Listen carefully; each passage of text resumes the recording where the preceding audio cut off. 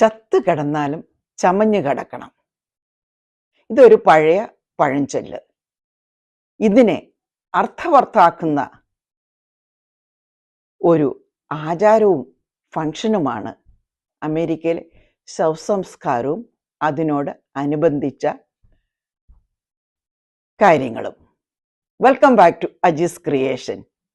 ഇന്ന് എൻ്റെ വീഡിയോയിൽ ഞാൻ പ്രതിപാദിക്കുന്നത് അമേരിക്കയിലെ ഒരു സെമിത്തേരിയും അതിനോടനുബന്ധിച്ചുള്ള സെറ്റിങ്ങും അഡ്ജസ്റ്റ്മെൻറ്റും ഒക്കെയാണ്. കണ്ടു നോക്കൂ.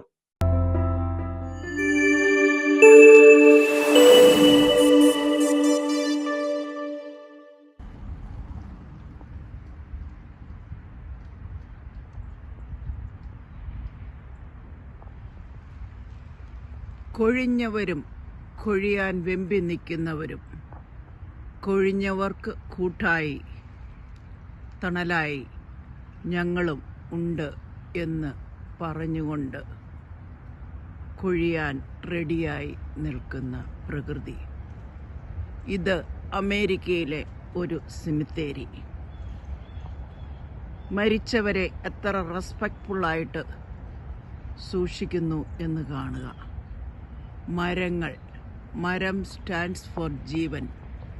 മരങ്ങളെയൊക്കെ വെച്ച് പിടിപ്പിച്ച് എല്ലാ ദിവസവും ക്ലീൻ ചെയ്ത് ഓരോ ആളെയും അടക്കിയവിടുത്ത് സ്റ്റോണും വെച്ച് നയനാനന്ദകരമായി നിർമ്മിച്ചിരിക്കുന്നു. ഫാമിലി വന്ന് ഇരുന്ന് സമയം സ്പെൻഡ് ചെയ്യണമെങ്കിൽ ഇരുന്ന് പ്രാർത്ഥിക്കാനും റിലാക്സ് ചെയ്യാനും ബെഞ്ചുകൾ അവിടെയായി.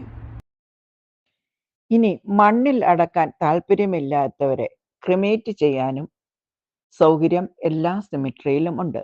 ക്രിമേറ്റ് ചെയ്യാന്ന് പറഞ്ഞു കഴിഞ്ഞാൽ നമ്മുടെ നാട്ടിൽ ദഹിപ്പിക്കുക എന്ന് പറയും. പക്ഷെ അത് പ്രൈവറ്റായിട്ട് ആണ് ചെയ്യുന്നത്.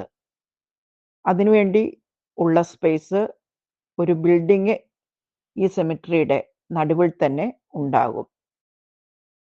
ക്രിമേറ്റ് ചെയ്തിട്ട് ഒരാഴ്ചയ്ക്കുള്ളിൽ അവർ ചാരം സ്പെഷ്യൽ കണ്ടെയ്നറിലാക്കി കൊടുക്കും. അത് പിന്നെ നമുക്ക് അടക്കാം, അല്ലെങ്കിൽ എവിടെയെങ്കിലും കൊണ്ടുപോയി നിർമ്മാർജ്ജനം ചെയ്യാം. അതൊക്കെ അവനവൻ്റെ ചോയ്സാണ്. സെമിട്രിയിലോട്ട് നാനാവശത്തു നിന്നും വരാനായിട്ട്, കാർ ഡ്രൈവ് ചെയ്ത് വരാനായിട്ട് വഴിയും ഇരിക്കാൻ ബെഞ്ചും എല്ലാം അറേഞ്ച് ചെയ്തിട്ടുണ്ട്. 100 കണക്കിന് ഏക്കറുകളിലായി ഇത് വ്യാപിച്ച് കിടക്കുന്നു. ഒരു കുഴിയിൽ ഒരാളെ മാത്രമേ അടക്കം ചെയ്യാൻ സാധിക്കുകയുള്ളൂ. ഫാമിലി വാങ്ങിയതാണെങ്കിൽ 2 പേരെ അടക്കാം.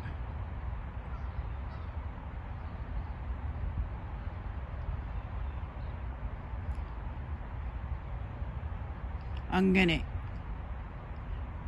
മരിച്ചുപോയവർക്കായി മരിക്കാൻ വെമ്പി നിൽക്കുന്നവർ കാവലായി നിൽക്കുന്ന, കളർഫുള്ളായി കാവലായി നിൽക്കുന്ന കാഴ്ചയാണ് നാം ഇവിടെ കാണുന്നത്. ഓരോ കല്ലും പ്രതിനിധാനം ചെയ്യുന്നത് ഓരോ ശവകുടീരമാണ്.